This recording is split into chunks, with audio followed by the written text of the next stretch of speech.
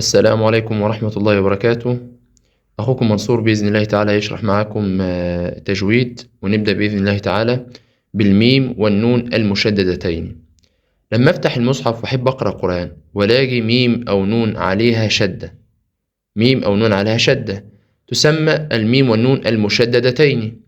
طيب الميم والنون المشددتين أنطقها إزاي وأتعامل معها في القرآن إزاي؟ لما أفتح المصحف ولاقي ميم عليها شدة أو نون عليها شدة أنطقها إزاي؟ بكل بساطة يا حبيب قلبي، أي نون أو ميم مشددة في القرآن حكمها وانطقها إزاي؟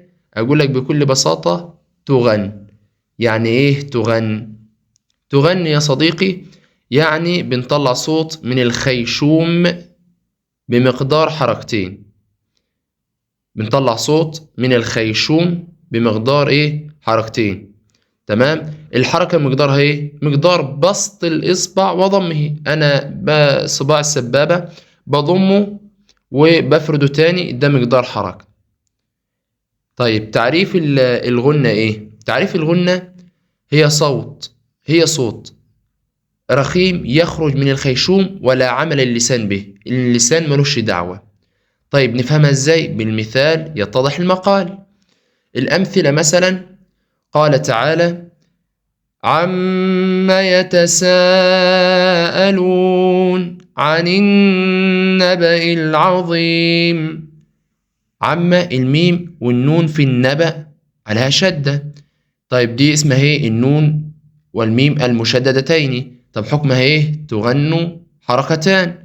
قوله تعالى: قل أعوذ برب الناس، النون برضو مشددة فتغن حركتان. طيب الأمثلة على الميم المشددة: الميم المشددة مثل قوله تعالى عما، وقوله تعالى تحملنا ربنا ولا تحملنا ما لا طاقة لنا به. طيب نعمل فيها ايه؟